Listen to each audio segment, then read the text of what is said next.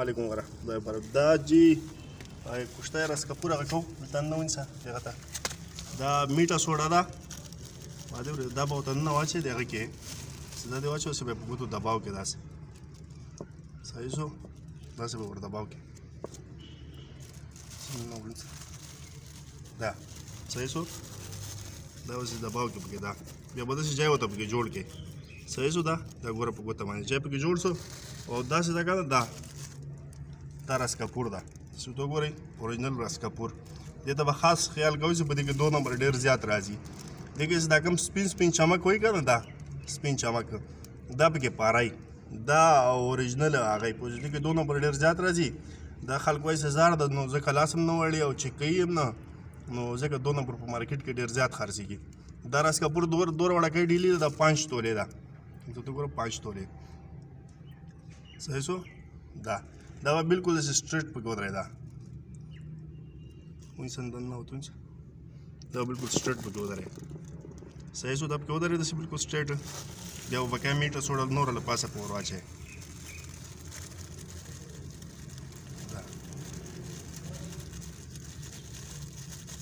صحیح شو دا د خټې والا کپونه دي خټې والا زه ته ګوره بالکل خټې نه جوړ دي صحیح شو دا خټې والا کپونه دي کې خاص د دې دپاره دا شی استعمالېږي په دې کې دا جوړېږي صحیح شو داسې میټه سوډا پکې هغه شو دا به داسې دباوی اوس دا ګوته پې شوی هو دباوی به چټکی به دا ګوره د رسکپور په پام کې دا نه مات نه شي بالکل سینټر کې به وي چې هغه کېږي دا صحیح شو अब हम मीठा सोडा हो रहा है और दबाव है मैं सही सो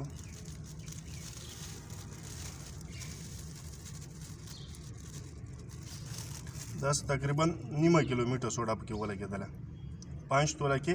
मीठा सोडा तकरीबन नीमा किलो دا اوس داسې به د هغه کې کېدی دا او منځ کې به دا کویله ور اچوئ ورجیږي که داسې په تیلې کې پوره ورجیږي که دا منځ کې هغه کې ډکه Watch out. Watch out.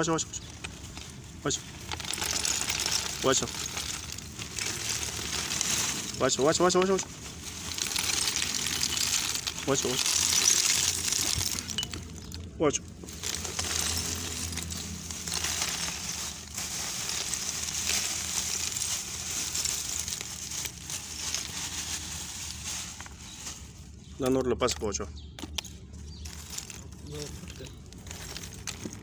دا تقریبا 5-6 کیلو کویله ده ماته دا خو غټ غټ دي دا به لږ هغه کول غواړي وادي دا لاندې ماته واچوله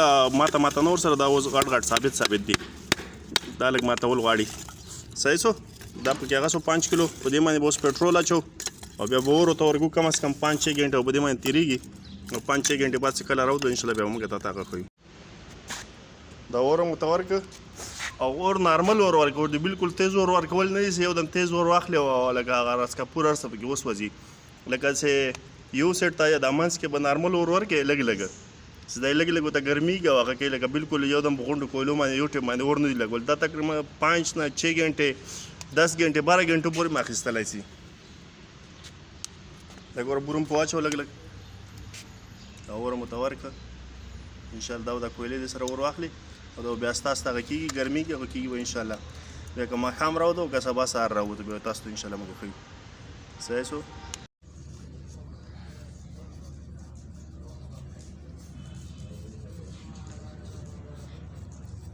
ما خپله به داسې مریض باندې کتله دغه که نه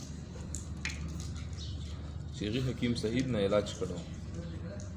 1987 کښې چې ما دغه داوي ورکړه خو د هغې سره سم کړه هغې مونږ سخت د بدن د هغه مرضونو څو ورځې استعمال کړو سر هغې ته ما ورکړې وه لکه چې 15 دن مې ورکړه هغه اصل 15 دن دې وجې نه مونږ ورکړه چې هغې پرهیز لږ بند کړو پرهیز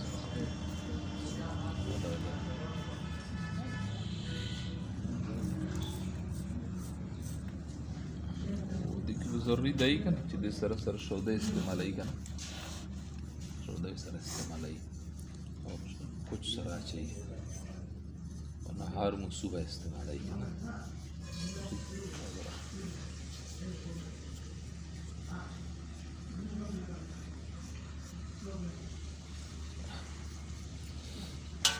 ټکور نه ما ماته استاد اوس پیلاو باسي استاد ډېر غونډ دی راټولول مشکل دی تاسو یې غتلی اوس به وګورو السلام علیکم ورحمت الله وبرکاتہ جی دا کشتہ رسکپور تیاره شوه